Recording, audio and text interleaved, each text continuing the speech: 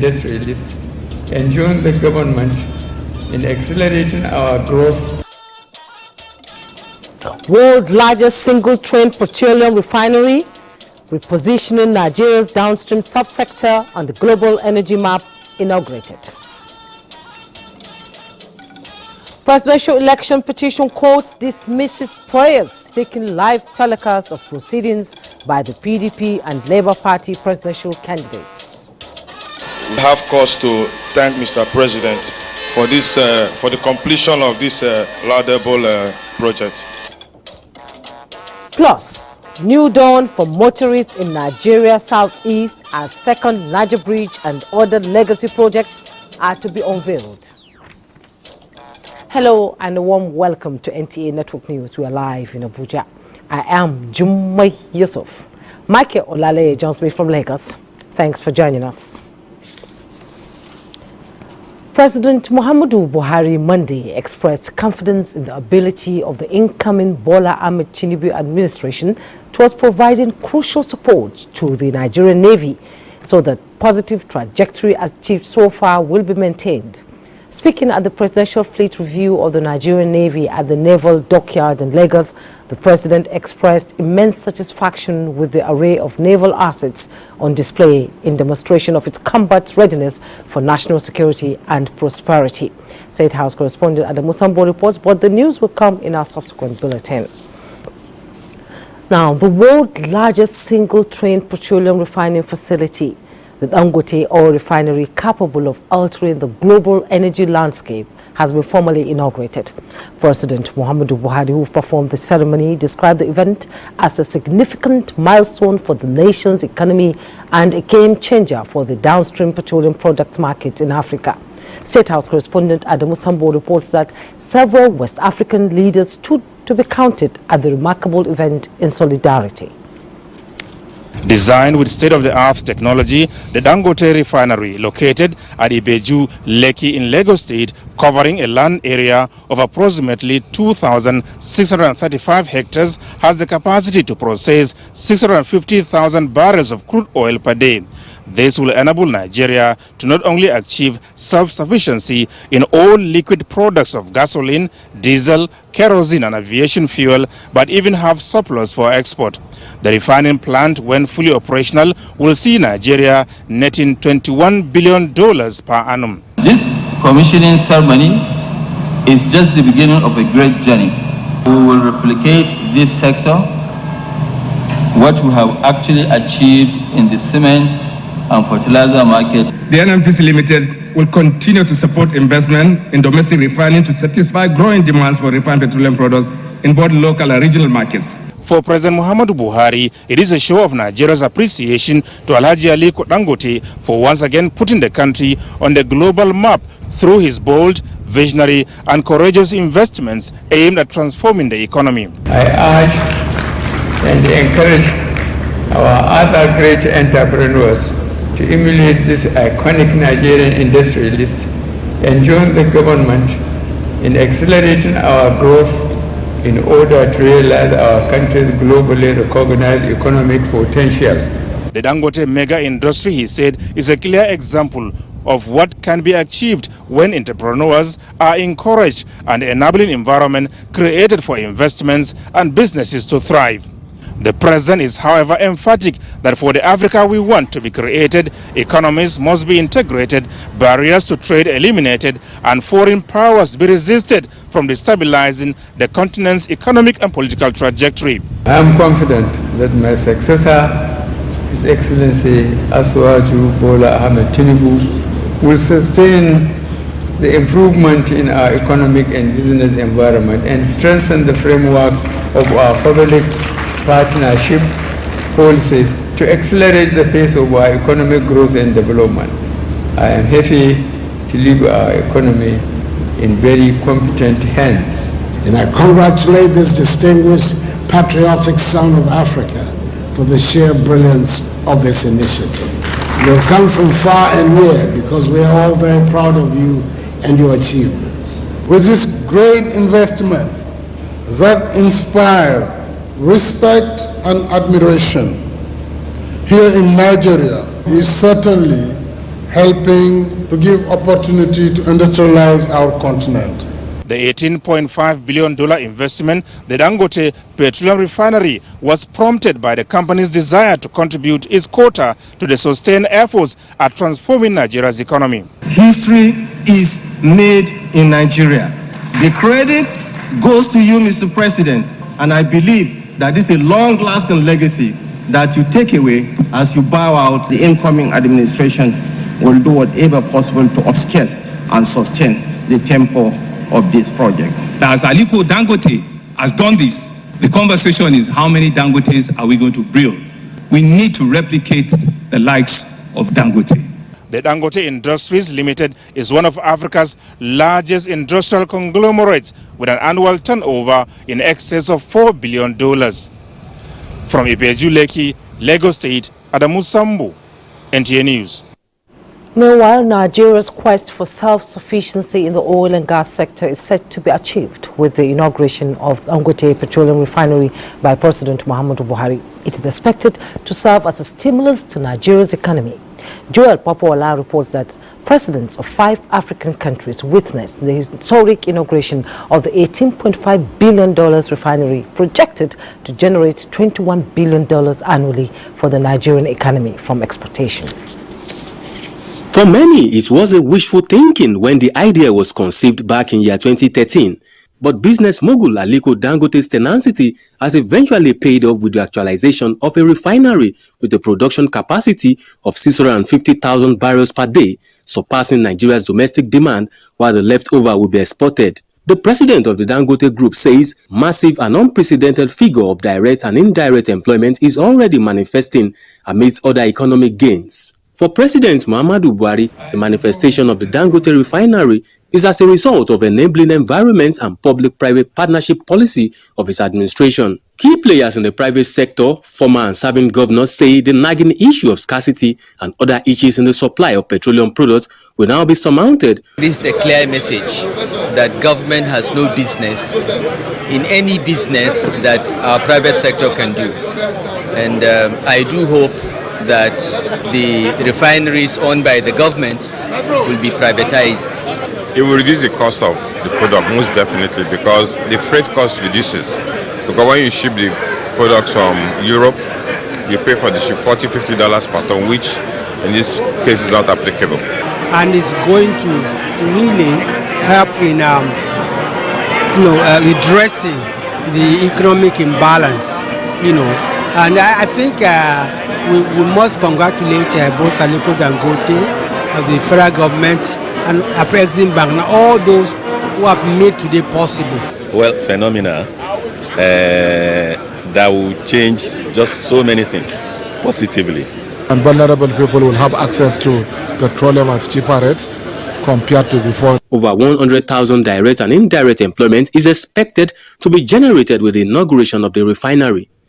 In Lagos, Joel Papola, NTA News. And joining me live in the studio to speak more on the historic inauguration of the Dangote refinery today is an energy expert, Odion Omofoma. You're welcome to NTA Network News. Thank you for having me. It's an epoch-making event, and we can hear our president say that the event is a significant milestone for the nation's economy and a game changer for the downstream petroleum products market in Africa. We're laying a stake on the energy platform around the world. Let's have your take. Well, the Dangote refinery is an amazing piece of engineering. The fact that it's the largest single train facility in the world makes it also a very complex piece of engineering. And kudos must go to Alhaji Dangote, the Lagos State government, and the Buhari administration for enabling and supporting the construction of the refinery. We look forward to the commercial operations of the refinery by July, as Alhaji Dangote said. Now, in terms of what it means for Nigeria, several of people have said it. It would end the perennial importation of petroleum products that Nigeria has over years done.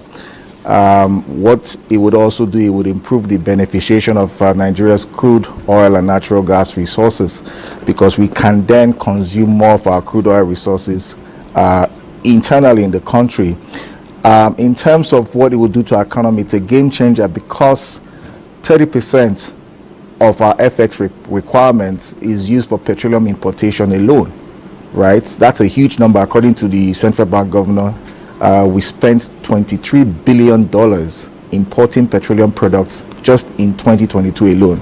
And the forecast is that our petroleum importation bill will rise to over 30 billion by 2027 if we continue on this path of importation. So what the refinery has done is to change this trajectory, and we can then build our FX reserves and also make FX more available to other industries that need the FX resources in country. In terms of jobs, it's a massive refinery and it will create jobs. Over 100,000 jobs are expected to be created by just this refinery alone. The refinery is also a petrochemical plant. So in addition to producing the wet products, you also have the byproducts from the petrochemical plants. You have things like polypropylene, ethylene, LPG. So you would have enough of these products which we currently import into this country. So these products are used for plastics, medicines, food preservatives, you name it, all manner of works. We import these products, these byproducts from crude oil, even though we have crude oil here. So Dangote refinery will change that trajectory. Lastly, it would improve the viability and profitability of the NNPC. I'm sure nobody has looked at this, but the truth of the matter is NNPC spends a considerable amount of money importing petroleum products. Just talk about the freight cost alone. Freighting products from Europe, Asia, the United States to Nigeria, the freight cost alone is a massive cost savings for NNPC. The other thing is that Nigeria is a member of OPEC. So the Dangote refinery has 650,000 barrels per day. Nigeria can produce well over the OPEC quota, and that will be consumed internally. So what that means is we can generate more FX from our crude oil resources. So in a nutshell, I think Alhaji Dangote may have transformed the Nigerian economy by just this singular investment, and we must give kudos to him. We must give kudos to the Lagos State government, and we must give kudos to the Muhammadu Buhari administration for supporting and enabling this massive feat of engineering in Nigeria, the largest in Africa. So NNPC also has 20% stake in the Dangote refinery. What does it imply for our coffers? Well, it implies that NNPC has another source of, another outlet for its crude oil. NNPC currently takes the 442,000 barrels, ships it abroad, and then imports refined petroleum products. Right, we expect that this will the fact that NNPC owns 20% will give it an outlet for its crude oil resources without having to ship it out, and that's a massive cost savings for Nigeria and for Nigerians. Okay, will this Dangote refinery, in your final words before I let you go, open doors for other investors to come in and maybe build other refineries in Nigeria? Well, we expect that the Dangote refinery will be a catalyst for other investors to do similar large-scale projects or large-scale investments in this country. We expect that the Dangote refinery will open doors for players in the downstream industry and the midstream industry to pretty much push petroleum products. You would see a lot of people now constructing tank farms, people investing in logistics to move petroleum products. You see a lot of factories now being able to operate optimally because they will no longer have to go source for FX to ship polypropylene or their materials. They can get it from Lagos. So the Dangote refinery definitely will be a big game changer for the Nigerian economy going forward. Okay, Mr. Odion Omofama, thank you so much for coming on NTA Network News. It's a pleasure to see you again. Thank you very much for having me. Well, moving on, the Nigerian Liquefied Natural Gas Company, NLNG, has been commended for their commitment to the timely completion of the 38-kilometer Bordeaux-Bonny Road in Rivers State. Minister of Finance, Budget and National Planning, Zainab Ahmed, made the commendation during her visit to the company's production facility in Bonny Island in Rivers State. Emmanuel Lenny reports. The 38-kilometer Border-Bonny Road in Rivers State is one of the federal government road projects being constructed under the tax credit scheme. The project undertaken by the NLNG is supervised by the Federal Ministry of Finance, Budget and National Planning and that of Works and Housing. The visit by the Minister of Finance, Budget and National Planning is to interface with the company's management as well as verify the extent of job achieved.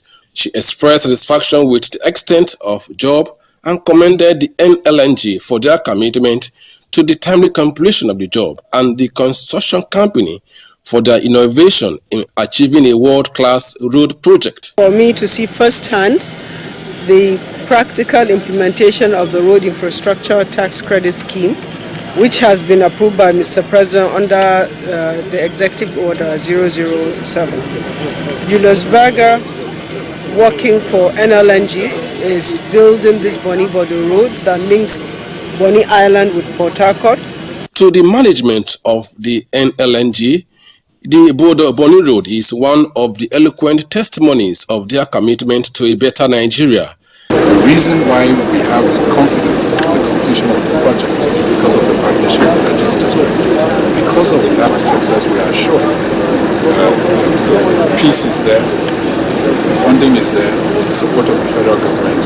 We have a very competent contractor. The minister also inspected production facilities, especially the Train 7 construction site and other facilities at the company. In Port Harcourt, Emmanuel Lene, NTA News. Up ahead, more projects to be commissioned as Presidential Election Petition Court dismisses prayer-seeking live telecast of proceedings. Details shortly. You're welcome back. President Muhammadu Buhari will tomorrow, Tuesday, 23rd of May, inaugurate 7 legacy projects completed by the Federal Ministry of Works and Housing across the country. The projects are contained in this report compiled by Benny Adams. The projects to be inaugurated are the second Niger Bridge, which was conceptualized in 2005 and construction began in 2016 with the Presidential Infrastructure Development Fund. Others are the local Oweto Bridge across River Benue to link Benue to Nasarawa State and the Ikom Bridge in Cross River State, while the road project is the completed section of the more than 200 kilometers of Kaduna-Kano Dual Carriage Expressway and 3 new federal secretariats. The first of the federal secretariats at Awka is located at Executive Business District Layout, Awka South Local Government Area of Anambra State, and is situated on a 5.106 hectares of land. The project was first awarded on 9th December 2011, but was completed and taken over by the Ministry of Works and Housing on 14th July 2022. The second federal secretariat, Gusau, Zamfara State, is located at Ungwandan Lawan off Sokoto Bypass Road, Gusau, Zamfara State. The project is situated on a 7.5 hectares of land and was awarded also on the 9th, but was completed and taken over by the ministry on 30th November 2022. The third to be inaugurated is the Federal Secretariat, Yanagua in Bayelsa State. It is situated on a 7.5 hectares of land and was awarded on the 9th of December 2011, but was completed and taken over by the ministry on 30th November 2022. It will be recalled that President Muhammadu Buhari inaugurated the fourth one, the Federal Secretariat Lafia, located at Bukar Sidi along Jos Road, Lafia, Nasarawa State, in February this year. All media stations across the nation are implored to stay tuned for the historic inauguration. All is now set for President Muhammadu Buhari to perform a historic inauguration of the second Niger Bridge in fulfillment of his promise to people of the southeastern region. All things being equal, the second Niger Bridge has become a reality and will be put to use from Tuesday, 23rd May 2023. Chinyere Okoli brings us update on the preparation. In 2018, the Muhammadu Buhari administration commenced the construction of the second Niger Bridge. Many saw it as a welcome relief to the people of the southeast and south-south geopolitical zone. Today, the second Niger Bridge has become a reality and is set for commissioning. This is one project that our president did for us in this southeast. We are very, very happy for it. When you open tomorrow, maybe the road will be free for us to move. Simply. In spite of all the odds, we still have cause to thank Mr. President for this, for the completion of this laudable project. Representative from the Federal Ministry of Works gives an insight on the level of work. As you can see, even the approach road to the bridge and the bridge itself, we've done lane marking, and I can tell you that the main project, the second Niger Bridge project, is at 98% completion. Connection road, we've already done lane marking. We've made preparation to open it for the public after commissioning. With the construction and inauguration of the new bridge, which runs from Asaba to Obosi, is a new dawn to the people of the southeast region and a source of relief and joy to motorists plying the routes. From the second Niger Bridge, I'm Chinyere Okoli, NTA News. We now go back to our story on President Muhammadu Buhari Monday expressing confidence in the ability of the incoming Bola Ahmed Tinubu administration towards providing crucial support to the Nigerian Navy so that positive trajectory achieved so far will be maintained. Speaking at the Presidential Fleet Review of the Nigerian Navy at the Naval Dockyard in Lagos, the President expressed immense satisfaction with the array of naval assets on display in demonstration of its combat readiness for national security and prosperity. State House correspondent Adam Sambo brings us the story. The first known recorded history of fleet reviews dates back to the 16th century when King Henry VIII of England was said to have carried out an impromptu fleet review. Nigeria began the tradition on September 1, 1981 during the tenure of late President Shehu Shagari. On record, the Nigerian Navy has organized about 5 presidential fleet reviews, with the last held in 2010 in honor of former President Goodluck Jonathan. Between then and now, the Nigerian Navy fleet has grown in size, acquiring a total of 20 capital ships, helicopters, as well as over 300 inshore patrol vessels and assault crafts, courtesy the administration of President Muhammadu Buhari as part of the fleet recapitalization program. This is also to showcase to the world how ready we are security-wise, and what a way to honor Mr. President. The acquisition and induction of this asset into the naval fleet has yielded commensurate operational successes, with the delisting of Nigeria from the rank of piracy-prone countries as a major high point. As an avenue for the President to assess the Navy's preparedness to meet statutory obligations in maritime security and defense within a regional collaborative approach, the Presidential Fleet Review also offered other Gulf of Guinea navies a rare opportunity to appreciate Nigeria's role in regional maritime security. It's the most important navy in the region, and we recognize it, its leading role in promoting security in the Gulf of Guinea for everybody. Reduction in piracy throughout 2022, and the Nigerian Navy is, regional leader. You can sum it up to see that whatever he did, the ships, the support and everything has resulted in improved security. Italian Navy ship Bossini and Ghana Navy ship Blicker participated in the ceremony alongside 11 Nigerian naval ships.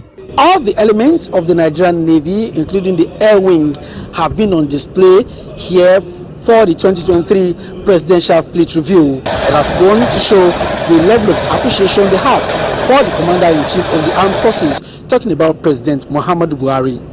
From the Naval Dockyard, Lagos, Adeni Itaiwo, NTA News. Now let's bring you up to date with other news as the Presidential Election Petition Court has dismissed the interlocutory application of the presidential candidate of the People's Democratic Party in the February 25, 2023 general election, Atiku Abubakar, for the live telecast of the proceedings of the court. The five-man panel of justices headed by Justice Haruna Simon Samani gave the order in a unanimous ruling on the petitioner's prayer.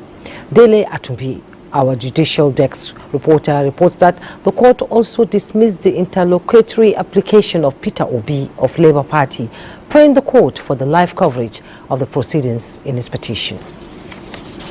The petition of Atiku Abubakar and the PDP as petitioners, the electoral umpire INEC, President-elect Bola Ahmed Tinubu, and the APC had the respondents. The petitioners in their interlocutory application pleaded with the court to grant the live telecast of the proceedings of the court. Peter Obi and the Labour Party equally came up with the same prayer for the live telecast of the proceedings of the Presidential Election Petition Court. These two applications were part of the motions moved by the counsel of both petitioners during the pre-trial hearing of the petitions. Ruling on the two motions, the court ruled that the prayers of the petitioners were novel and have no root in any provision under the Nigerian law. Presidential Election Petition Court was of the view that its proceeding as enshrined in the Constitution of the Federal Republic of Nigeria 1999 as amended is being carried out in the public. Since the interlocutory applications have nothing to do with the main petitions before it and the petitioners suffer no injury therein,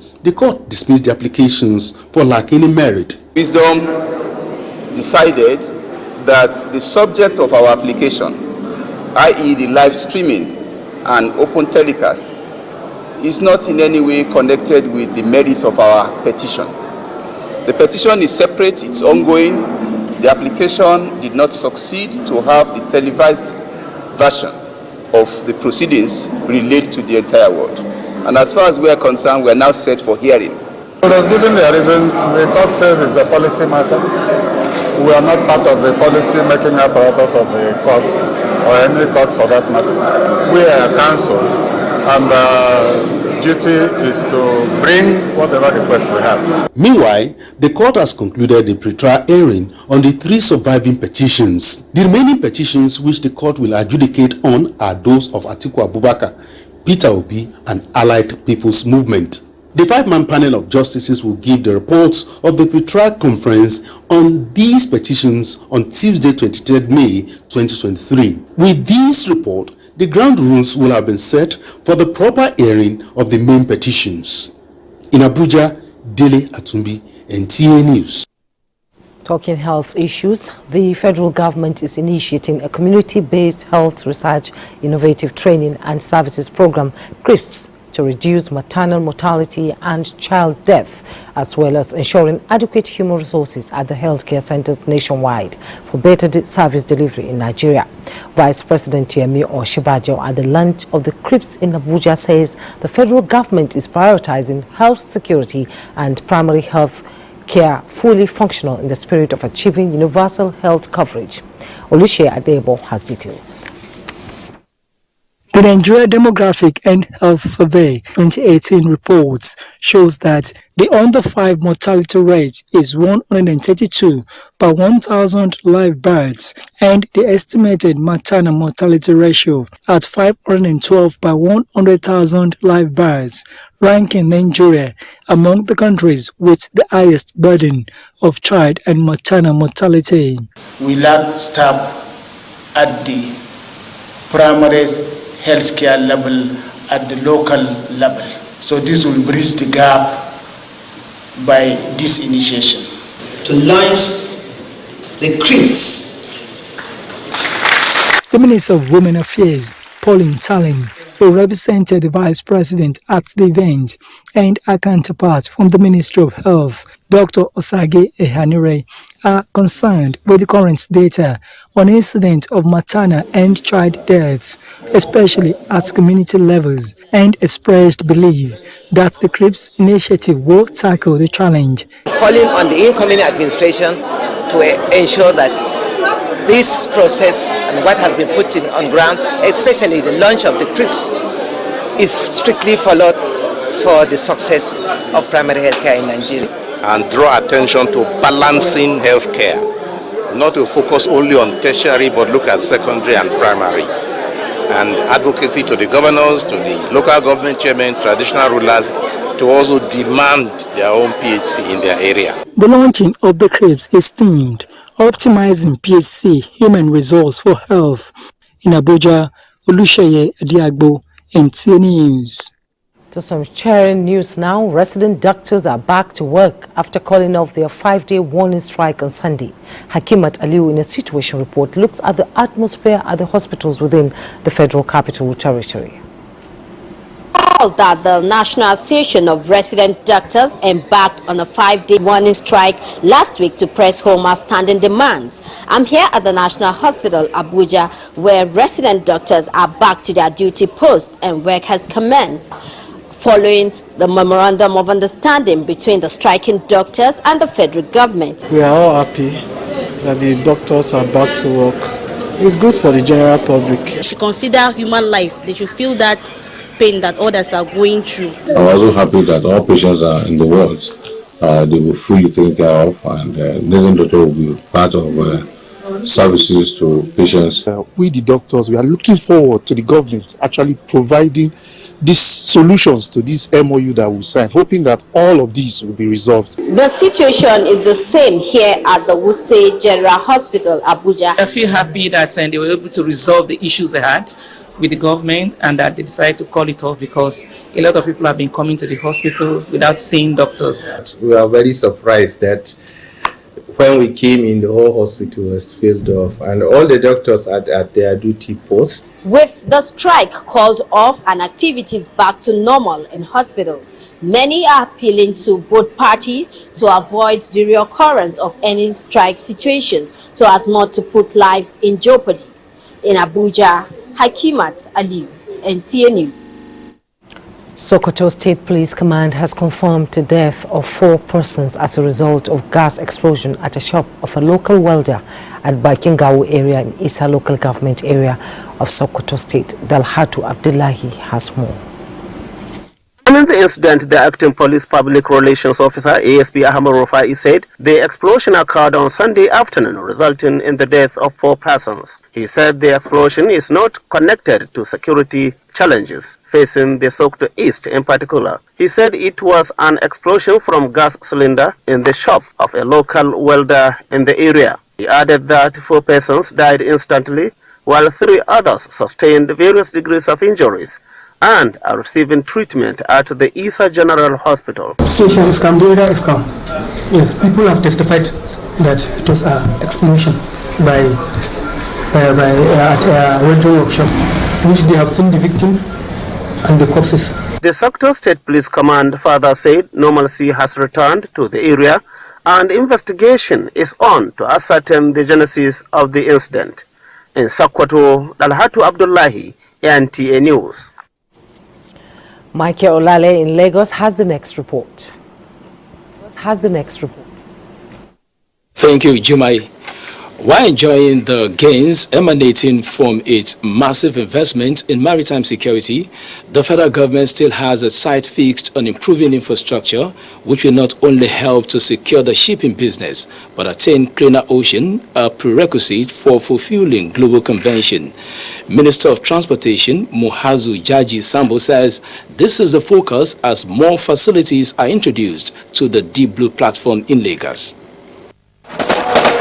Beyond removing the name of Nigeria from the list of piracy-prone countries and reducing its war risk insurance premium, the Deep Blue platform no doubt has changed the fortune of Nigeria's maritime experience. And as a way of improving on the success story, these facilities, consisting of 5 patrol boats and refurbished search and rescue vessels, are vital addition. The minister says consistent upgrading is a necessity as the country navigates towards unlocking the potential inherent in the blue economy.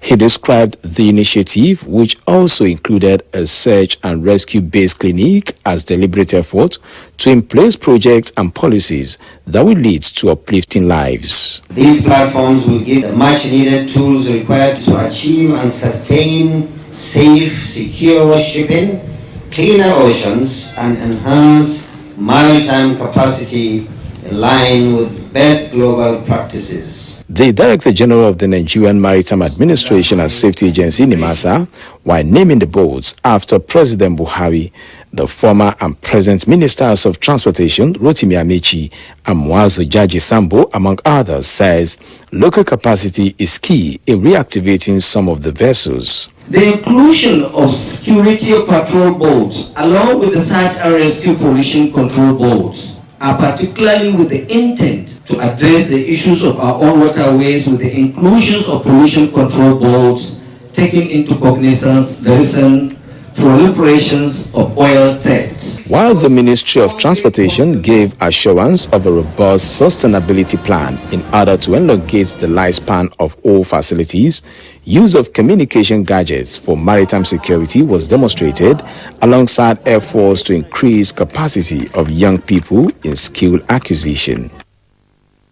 Remember that you can still follow this news broadcast live on our website at nta.ng/live and on our other verified social media handles displayed on your screen for updates. Time for some messages. The news will be back shortly. Please stay. Thanks for joining us. President Muhammadu Buhari has assented to the National Social Investment Program Agency Establishment Bill and 7 orders passed by the National Assembly.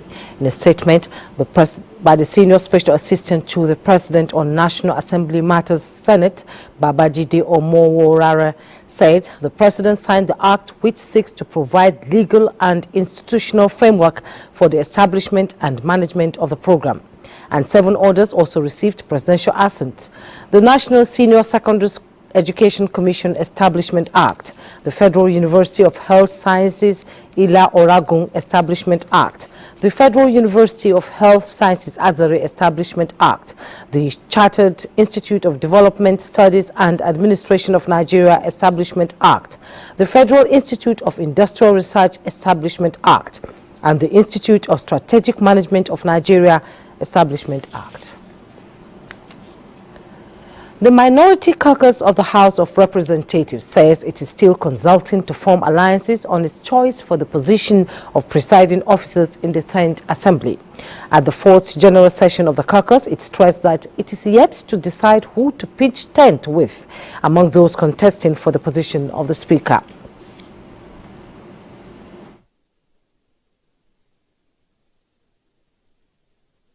If we must get it right, if we must do the right thing, if we must actually represent our people, we need to be guided.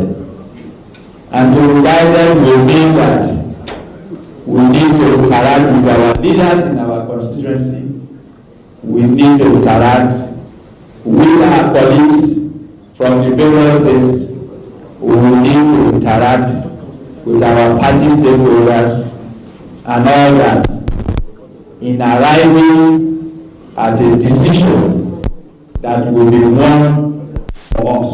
Each and every one of us, we hold the responsibility of brotherhood, and in brotherhood for the 10th National Assembly, we all shall stand. Caucus has therefore appointed state and zonal coordinators to further reach out to stakeholders at the primary level, party level, to ensure emergence of a credible and transparent leadership. Now, culture experts are of the view that prioritizing intercultural dialogue will go a long way in reducing conflict and promote sustainable development. This was at the 2023 Cultural Diversity Day celebration in Abuja, organized by the African International Documentary Festival Foundation. This year's World Cultural Diversity Day highlights the richness of the world's cultures amid dialogue for peace and development. For the African International Documentary Festival Foundation, putting Dr. Ladi Kwali on the spotlight is timely. She was a icon. She has done so much. She has changed the cultural dynamics of not just Nigeria, but I think the whole world has already identified with Ladi Kwali. Dr. Ladi Kwali was blessed with gifted hands and became famous for her ability to uniquely transform clay to beautiful vessels of pottery, ceramics, and several artifacts. And the rare display of her personal works to the younger generation, organizers say, is a way of not just celebrating goodwill, but appreciating the acceptance of her works, both in and outside Nigeria. And what the whole world envy about us is our culture and tradition. But unfortunately, we have not given enough attention in the promotion of our culture, which helps advance the cause of peace within our nation. And we hope the politicians and governors will understand the yearnings of Nigerian citizens for peace and development. Since her demise in August 1984, we have time after time been reached by various institutions, private and government alike, who have taken interest to honor her achievement that are now our pride as a family and by extension the nation. In Abuja, Zenra Dingmun, NTA News. The news continues shortly. You're welcome back. President Muhammadu Buhari mourns the passing of Aremo Professor Mosobolaje Oyawe, CON, Nigeria's first professor of geology, describing him as a prolific scholar and thinker who stood for national aspiration and progress. In a statement, President Buhari described the deceased as steadfastly committed to the progress of the nation and expressed sadness that the nation had of late been losing elder statesmen and indeed great men who have accomplished so much and impacted hugely on the lives of many Nigerians. The President expresses his condolence to the family of the deceased, his friends, and the countless admirers, as he will be greatly missed by the nation, and prays for the repose of his soul.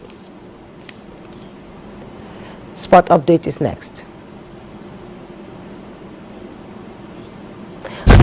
Following time. That's it on Network News tonight. Thanks so much for watching. Good night.